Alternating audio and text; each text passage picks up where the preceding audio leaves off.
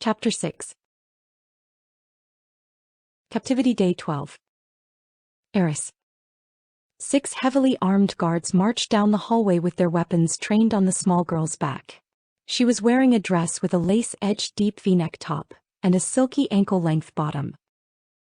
Each hand was covered in a gauntlet-like lace glove, and a black filigree necklace with a Gothic-style brooch in the middle hung from her neck. She had on black eyeliner, lipstick and nail polish. Her skin and hair were as white as freshly fallen snow. Her eyes were silvery gray. She was a singular black and white aesthetic among the sea of colors worn by the guards. Eris was pale even by Lamentic standards. The ship she'd arrived in had been captured and put in impound. Their response time when she gated into the system unannounced had been just over an hour. This was all part of the arrangement she'd made with Cyanide to have a few years shaved off of her penitent servitude under House Rayjuk supervision. Doing favors for someone with such close connections to the High Court would reduce her 70-year sentence. The head of the Great House would make the final determination of how much time would be reduced. Eris saw this as an opportunity. The only unsupervised time she'd been permitted was weeks on end stuck patrolling the outer borders of their territory, completely alone. It was miserable but better than the bowing and scraping that was the alternative. This was official business for a High Court executioner, but more importantly, it was the closest thing she'd had to a vacation since the verdict came down, along with the executioner's blade 46 years earlier. Death by beheading is less fatal when the punishment includes a soul catcher. They take the remains with exception of the head, run it through a cloning vat, transfer the soul, and voila, you're alive but a head shorter. Unfortunately, due to the severity of her crime, they took more than just her head. Eris's current height would mark her as a criminal for the remainder of her life. She was now the size of a child with the build of a woman, but at least she had been permitted to live. If Malice Rayjuk hadn't intervened on her behalf, she'd have suffered the same fate as any other kinslayer. A swing of the blade and her remains being preserved for rebuilding someone worthy of life was a fate worse than being reduced to a 4'10" woman in a society in which 6.5 feet was the norm. It did, however, make her an ideal candidate for this task. She enjoyed being a spectacle as they moved through the space station. The guards were marching, but her movements were somewhere between a skip and a strut, smiling the whole way. They wanted her to play the part of a belligerent teen, and that suited her just fine even if she was in actuality 137 years of age. Most of her records had been sealed, so making some temporary adjustments to conceal her actual age had been easy enough for Jean. "Please wait here," one of the guards said as they directed her into a room with 2 green chairs and a bench against the far wall. Eris rushed into the room and flung herself into one of the comfy chairs, with her legs hanging over one of the arms. "Young lady," one of the guards cleared their throat, on the bench. "I thought this planet was supposed to be fun," she pouted as she got up, walked over to the bench and had a seat. It was a little high for her, so she just sat there, kicking her legs as she waited for someone important to make an appearance. The shadow under the chair she'd sat in was a few shades darker than the other. "You remember what you have to do," Eris thought to the shadow entity. She wasn't positive it had answered affirmatively. "Darkling, attach that device to the main station computer," Eris thought to it. "After that you're on your own getting down to the surface. That's all you need to do. Enjoy the rest of that soul stone as your payment. I'm heading back with the Viper in 3 days. If you make it back in time, I'll bring you back to Cyanide with more of those stones." The shadow under the chair lightened. "What a great pet," Eris mused. "We've contacted your father," a stern-looking Cayman said as they strode into the room. "He informed us that he won't be able to arrive to retrieve you for 3 days. A word of advice, next time you run away from home, don't gate into a system without registering your arrival well in advance. You're lucky we're not the kind to fire first and question later." "If I'm going to be stuck here," Eris said slyly, "can I go down and party a little? That's why I picked Arosha. I promise I'm legal. You can even check if you have to." "We don't allow lamentics with leeches." "I left it at home," Eris interrupted with a mischievous grin. "We'll need to conduct a strip search to verify that," he said suspiciously. Is that your way of saying you want to see me naked? No, ma'am, the Cayman said flatly. Since you're a runaway, you'll have to wear a tracking anklet while you're in system. If you run again, it would be our responsibility. I'd have to get parental approval before. I brought money, Eris interrupted. About half a gal. Aren't the best gift shops on the surface? I'm sure we could arrange something, the Cayman smiled. They brought in a female Pharisine guard to conduct the strip search to verify she didn't have a leech on her person, and made sure the tracker was firmly in place before giving her permission to head to the planet. Hey, before I go, Eris said, I heard there's a store that sells chocolate statues. It's a big planet, could you tell me where to look? I saw one a while ago and want to see if they can make one as white as me. I don't know about that, the red-scaled reptilian woman chuckled. There are several places that do that kind of work. Do you have a store name?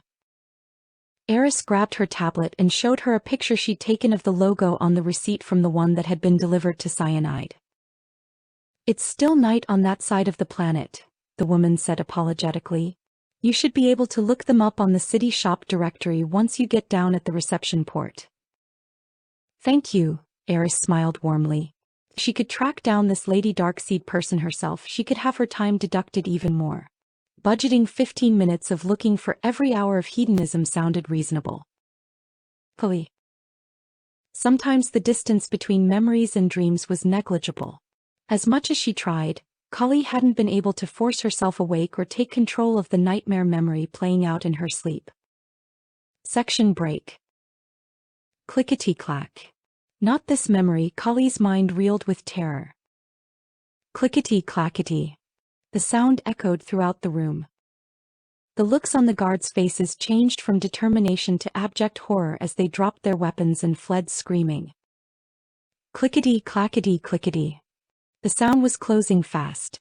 The mental link between Veshtaka and Kivaza was severed. Rashray. Kivaza screamed in horror. Run. Veshtaka cowered from the sound of the guardian's claws scraping across the surface of the marble shell behind her. She glanced toward her sister. One of the Rashray's tentacles shattered Kivaza's sword. Two of its legs shot out beneath her and flung her into the air. No. Veshtaka bellowed as it swatted at her sister with its hand, sending her crashing down to the floor. We're not your enemy. The claws of the Rashray's right hand curled around the marble wall. They were unable to penetrate the stone, but the sound of cracks forming in the barrier echoed through Veshtaka's ears.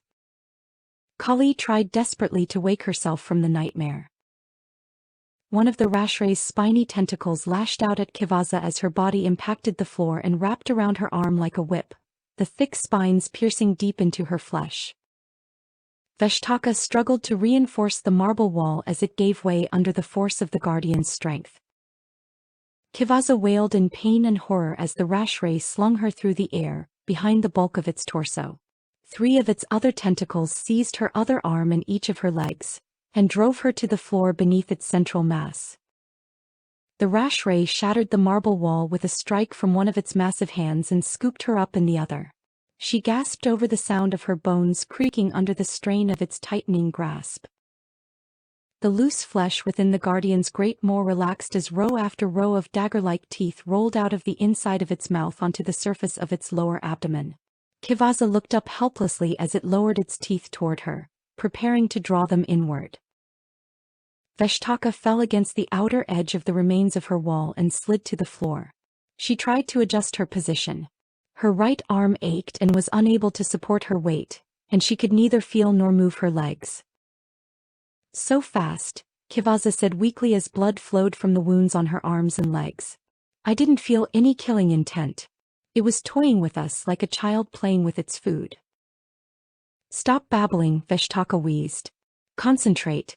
You need to reduce your blood flow and activate a regenerative ability. Tired, Kivaza muttered. So tired.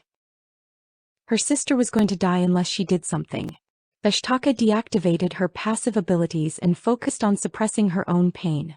She wrapped Kivaza in a kinetic barrier and squeezed tightly, preventing further blood loss and pushing the remaining blood into her upper body. You're going to overexert yourself, Kivaza objected. Take care of yourself before you pass out. If that happens, there's not much hope for either of us.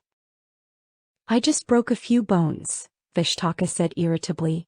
You have holes all throughout your arms and legs. Olive. She knew she couldn't hold the kinetic barrier much longer. She manipulated the roots of the trees, drawing them out of the ground and wrapping them around Kivaza's arms and legs just above the gaping wounds. They slowly constricted until the blood flow to her arms and legs had halted. You're stubborn, Kivaza grumbled. Why would I want to live without arms or legs? Release these tourniquets and let me die. Edikaneg staggered over to the broken wall that Vishtaka was slumped against. He leaned against it and fixed his sorrowful gaze on Kivaza. Damnable creature. I should have never agreed to that pact. There was no other way, Vishtaka began and then reconsidered her approach. She's alive. That's what's important. You said the facility on Farpoint makes a spare copy of everything it clones. Can't we just transfer her consciousness? A shadowy figure stirred behind the curtain. Our understanding of the machine is still incomplete, Edikaneg admitted. There are real limitations on what we can do with it. The machine doesn't simply transfer a consciousness from one body to another. It reconstructs it. What comes out is never quite the same as what goes in. I warned you about that before we put you through the procedure, but even then you persisted. If we could just transfer someone's soul, Koran would not have had to spend so much time looking for a way to cheat death. Kali's vantage point shifted as she watched helplessly as Kivaza's body was lowered into a medical stasis pod. Don't use that one, Kali screamed. It's broken. Please, father. Sister. Don't. I'll be awake the whole time. I remember it all. Sometimes death is better. Kali yelled louder and louder, hoping her voice would reach them this time. She screeched, screamed, begged, and wailed until her voice could no longer carry her the weight of her anguish. Section break. Shoo, a voice spoke softly. It's over now. I've got you. She felt something soft under her cheek as a hand tenderly stroked her hair. Their touch lacked the tingle of soul touch, so she knew who it wasn't. Kali's heart was still pounding in her chest. Her head was throbbing. She could feel his pulse racing through her body. Her face was wet and her mouth was dry. She tried to speak, but she'd screamed herself hoarse. Are you feeling better now? Lilac said softly as she continued stroking Kali's hair. Is it gone? Kali rasped quietly. It's just me and you, Lilac soothed. Kali recognized the woman's voice but couldn't see her in the darkness that had engulfed them. The faint glow of the knack suppression field was all she could see, but it provided no actual illumination. The woman's form was just a dark patch obscuring the ring. It had all seemed so real. Had her entire life just been a twisted phantasm, just the dream of a child driven to madness in her captivity? Lilac felt real, but she couldn't feel her mind. How could she have found her in this all-consuming darkness? What is it that scares Lady Darkseid so intensely? Lilac asked. They could hear you outside the building. Do you want to talk? Water, Kali croaked. I'll get you some, Lilac said as she gently lifted Kali's head, moved her legs out from underneath her. Click. Click. Lilac slid a pillow under her head. I'll be right back. Kali heard the sound of Lilac's dress shifting as she stood. Clickety-clack, clickety-clack. Rash Ray, Kali screamed as she ran from the sound of Lilac's shoes on the hard floor. Power surged through her as she ran from the sound while it chased after her. She could feel her mind. It felt like Lilac, but that sound, that horrid sound. She collided, face first, with the wall on the side of the building. It hurt. She smelled blood. Her blood. Was that really a wall, or was it already upon her? The noise was getting faster and closer. Adrenaline surged through her body as her Kobe Tomj awakened. She felt the elements eager to respond to her command. She didn't stop to wonder why. That wasn't important. The Rash Ray was coming. She focused all her power through her arms as she struck the wall. A chunk of the wall shattered under the strength of the blow. She heard someone yelling from behind her, from where the clicketing-clacketing was coming from. It must be her sister. How could she have left Vishtaka behind? Ervivas e Jaguvas, Kayla roared as she plummeted downward, her palms striking the ground on either side of her. I'll save you, Kali called out. Raw power flowed around her, scorching an ancient Johnny sigil into the floor. She felt her elemental mastery awakening within her. The air warped as fire and ice swirled around her as electricity arched between her fingers. The ground rippled beneath her feet as she sped forward to defend her sister from. Kali's powers winked out as she sailed past the knack suppression field and crashed to the floor. Reactivate force field, Lilac yelled into her communicator. Where's my sister? Kayla said in confusion. Kali cowered on the floor as she heard the clicking and clacking of Lilac walking out of the building through the new exit. Section break. The light flowing through the hole in the wall had calmed Kali by the time Lilac returned. She'd finally gotten grounded in reality. For a moment she was outside of the barrier, beyond the suppression field, but was so traumatized by the nightmare she hadn't even understood what was really happening. Lilac came back with a few helpers who stood just outside the fields with their rifles trained on Kali. Lilac took off her high heels after seeing Kali wince noticeably every time her heel struck the stone floor. She had the field dropped just long enough for her to step inside carrying 2 bottles and 2 mugs. She placed them on the table next to the couch, instructed her helpers to position lanterns around the barrier, then told them to leave. Once they were alone and better lit, Lilac stood with her hands on her hips and asked, "What was that all about?" "Fight or flight response," Kali shrugged. "I'm not entirely sure which one I picked." Lilac sat on the couch with her back to the arm near the table and motioned to the other side of the couch. "Why don't you come up here and sit like a person?" "I'm surprised you came back," Kali said as she looked up at her new jailer. "You're surprised I came back," Lilac said incredulously. "I'm over here wondering if they'll have to invent a new punishment for screwing up as bad as I did. I can't believe I forgot to turn back on the force field. It's bad enough that I'm going to have to explain that hole in the wall." "Just tell them I wanted some fresh air," Kali smirked. "This building was constructed to contain a changeling," Lilac said. "Though putting you in here was excessive. After your display earlier, I think I understand it now." "This isn't about that fiasco with the Xenon, is it?" Kali asked. "Are you thirsty?" Lilac redirected as she handed her one of the bottles. "It's water. Just drink it slow. You have to be really dehydrated." "I'm good now. Waking up all that elemental energy does wonders," Kali said. "If you don't start answering my questions, I don't see a point in talking to you." "I was at a party when I heard there was a problem in here," Lilac grumbled. "Give me a little credit." "What's in your bottle?" Kali asked. "It's not water." "I didn't think so," Kali snickered. "After what I saw earlier," Lilac snickered, "I needed something a little stronger. I thought you were going to kill me." "Really?" Kali asked suspiciously. "Why didn't you try to get out of my way?" "I just froze." "Lie," Kali scolded. "That's one, don't let there be another." Kali couldn't use truth detection in her current state, but the woman had ordered the shields raised far too quickly, so it seemed like a safe bet. "I'm sorry," Lilac said softly. "Let's try this a little different. I don't trust you and you don't trust me. My aunt was an information broker. I'll ask you a question and then you can ask me one. I'll give you an answer of equal worth to the last answer you gave me. Agreed?" "Who decides what an answer is worth?" Lilac asked. "I do," Kali said as she got off the floor and sat across from the other woman. "I don't think so," Lilac scoffed. "That's an unequal power dynamic." Kali laughed as she looked around. "If you want an even power dynamic, let me out of this gilded cage."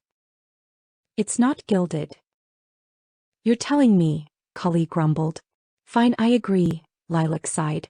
"Just don't ask me any questions you know I can't answer." "What would be the point?" Kali scoffed. "I'm always giving you an answer commensurate with your last answer. We'd get locked into a cycle of non-answers." "I'll try it," Lilac said nervously. It was getting brighter outside. "First pair," Kali grinned. "What's your favorite color?" Why would you start with that? Lilac said in confusion. Cully was using this as a test. It was a nothing question. The more detailed the other woman's answer, the more she understood how to manipulate the rules of the game. That's not an answer, Cully scolded. Purple, Lilac answered with a shrug. Why did you start with that? It felt right, Cully snickered, then silenced Lilac, who seemed eager to ask something else. Next question, Cully said, deciding to give her another chance to give her an overly detailed answer to what she expected to be an easy question. What's it like being asexual? Cully watched her intently as Lilac panicked, trying to find a way to cover up her lie. It's hard to explain, Lilac said nervously. Okay, Cully shrugged, if that's your answer. It's your turn to ask. Tell me about your sister. That's not a question. Lilac grimaced. Will you tell me about your sister? Cully sighed. That's hard to explain as well. We're falling into that junk answer trap. The sexuality question was a chance to give lots of information. If I give you another opportunity like that, don't waste it. I just asked about your sister. What's hard about that? It's not your turn, Cully teased. You're not really good at games, are you? Well, not this one, Lilac said sadly. I blew it again, didn't I? Cully nodded. Twice that time. You shouldn't have asked that question at the end. Lilac scolded herself quietly. Cully saw the faint green outline of a Terran-shaped figure creeping through the hole in the wall. Next question, Cully said as she watched the cloaked figure through the force field.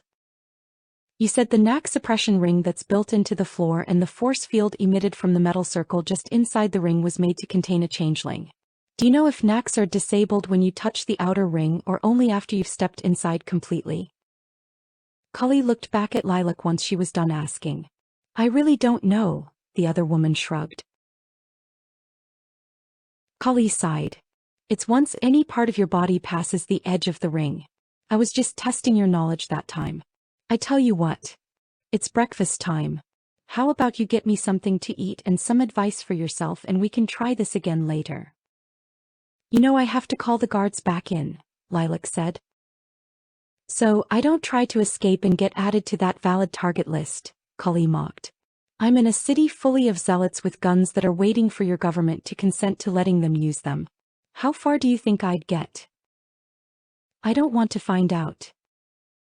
That makes two of us, Cully said as she walked to the center of the circle and sat down in the middle of the holographic tree until Lilac had left the area.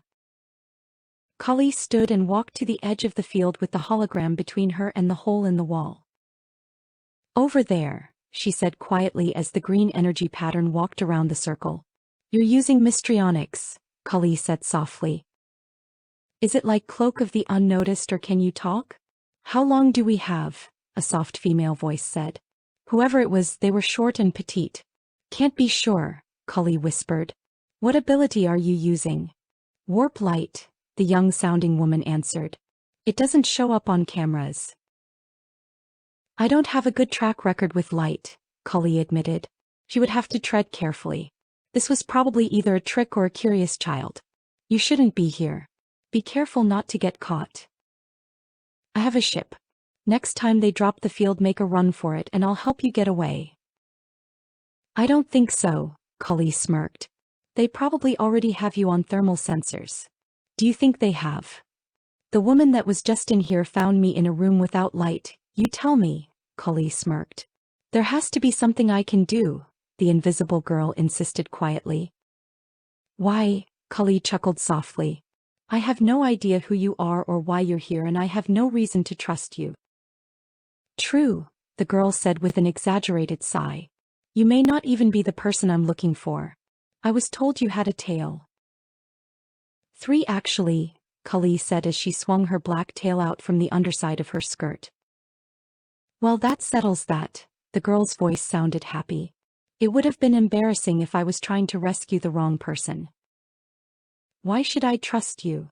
Your pet darkling did, the girl whispered. Where are they? Cully hissed. On the station last time I saw them. They'll make it to the surface eventually. I even gave them a soul stone to snack on. The girl said in a hushed tone. Even if you could get me out, I can't leave yet, Kali said sadly. I'm not leaving until I find out what happened to Syntholo. I'm responsible for him being punished. I at least owe him that. The soul in those rocks were just fragments. They did what they could, but they need more. Is there a way you can give them to me? Not without the Darkling, Kali admitted. I'll be leaving in 3 days, the girl cautioned. They can bring them to me, but that's all the time you've got. I understand. If you're going to be stuck here, are you sure there isn't something I can do to make your stay easier? Not unless you're good at stone cutting. I need a way to break the circuit in the suppression ring, but I have to be able to put the pieces back to turn it back on. I'd have to cut under the metal ring of the field generator. Water knife might do it. Get back. The process took 15 minutes and just left a narrow seam at the edge of the floor tiles. Thank you, Kali said softly. Her visitor rushed over to the hole in the wall. Gotta go. I love this place. Would believe people are willing to pay me to beat them? Oh, and tell you know who I helped you next time you see her. The green aura sped away. I probably would have if you bothered to tell me your name, Kali muttered to no one. Section break. Did you enjoy your little visit? A rather plain-looking Dareth woman with night-black skin and silvery hair glowered as she walked in, followed by 2 servers and a string of armed soldiers in full military attire. You're not Lilac, Kali said irritably. Oh wait, I remember you. You were the woman on the ship who stayed in the hallway wearing that sparkly shawl. She is my underling, or she was until you got me demoted. I fail to see how I'm responsible for your failures, Kali was confused. Oh well. If you're going to play my game, at least tell me your name. Kali winced as she realized she'd rhymed. Ruka, the woman said angrily, and we're done playing your stupid games. Have you talked to Lilac, or do I need to explain the rules again? Kali said with a forced sigh. This isn't a game, Ruka yelled. It's about time you start giving some answers. Of course it is, Kali giggled. Ready. The soldiers racked their guns. You need to follow the rules. Would you like to review them? Kali laughed. I ask, you answer. I'm asking and you're going to answer. Playtime is over. Not much of an answer, Kali snickered, but go ahead and ask. It is your turn. Just remember my answer is only as useful as the last answer you gave me. Who was in here? What did they want? Kali smiled and held up 2 fingers. Try again. Aim, Ruka roared. The soldiers raised their weapons. Don't forget you've only earned 1 question, Kali teased. Last chance, Lady Darkseid, Ruka sneered. What did she want? Finally a question, Kali snickered. It's a shame your last answer was so poor. She wanted to know if I had a tail. You knew it was a girl. Did you see breasts on a thermal scan, or do you know who they were? I didn't catch their name. I'm not answering your questions. Ruka stomped her foot. Did you come up with this plan all on your own? Kali asked. Was that your dodgemare? Give an answer to earn an answer, Kali sighed. You're starting to bore me. The last question was, did you come up with this plan all on your own? I didn't think that one would be too hard for you to answer. Ruka stared at Kali and said, Fire. This is fun, Kali clapped as the force field lit up as it was pelted by gunfire. Did I flinch? Kali laughed. Next time you want to try to scare me, turn off the force field first. You're not getting fed, Ruka growled and stormed off, leaving a contingent of very confused-looking solders behind. All that gunfire will probably draw more attention than me knocking a hole in the wall, Kali chuckled. A few of you may want to. You're ignoring me, aren't you? There was no response. Oh well, Kali sighed. At least I know I've been listed as a valid target. I didn't expect to be caught up in this weird game of good jailer, incompetent jailer. I like my game better. Lady Darkseid, a tray holding Shayga, asked nervously, May I ask you a question? The Shayga were an amphibious race. This one had orange and blue skin and a deep voice. A number of the soldiers glared at him as he spoke. Not yet, Kali grinned happily. If you want to ask me a question, you have to follow my rules. I ask first because the worth of my answers are directly related to the usefulness of yours. Do you understand? So it's trading questions, the Shayga said. You asked me if I understand, which is a question. So, to clarify, I'll start by asking, do all questions count? Kali clapped. Well done. Yes, all questions count. Now let's start off easy. I'm going to ask a multi-part question, but it's worded as a single question. What is your name and gender? If I understand correctly, more detailed answers are superior. My name is Shuguk. Many females of my species have rich, deep voices, so I understand any potential confusion, but I am male. Verbose and detailed are two very different things, Kali cautioned. Please keep that in mind. I will, the Shayga Shuguk smiled at her toothlessly. I don't know if you understand why we were sent, he said with a sly glint in his bulbous eyes. It wasn't just about the visit, but you'll have to ask, so for my question I'll ask you. The person that came to visit you, what can you tell us about them? Smartly worded, and you even baited for my next question. This is getting fun, Kali said with delight. Unfortunately, my answer isn't that interesting. I didn't even catch their name. I've never met them before, but I could tell they're short. Did they give you anything? Kali wagged her finger. It's my question now. Sorry. Go ahead. I'm guessing you're going to ask that again, Kali said, so I'll go for something as simple as my answer. Do you have any brothers or sisters? Kali pretended to pay attention as he prattled on and on about his brothers and sisters. She quietly waved at Lilac when she saw her enter the room. Ask away, Kali chuckled softly. The person that came here earlier, did they give you anything? He held up his hand until he was done asking, and if so, what? That was a credulously long answer, just to ask me something that has a two-word answer, Kali shrugged. No, nothing. I feel cheated, Shuguk rumbled. Can I take back that question and ask another? Kali shook her head. It's my turn, but don't worry, I'm going to take your bait from earlier. Go ahead, Shuguk sounded a little frustrated. Why were you all sent here today? Kali asked. Before I answer, Shuguk said nervously, I would like your permission to have someone who knows more help me answer. I'm assuming you mean Lilac. Under the condition she lets me keep the bottle of.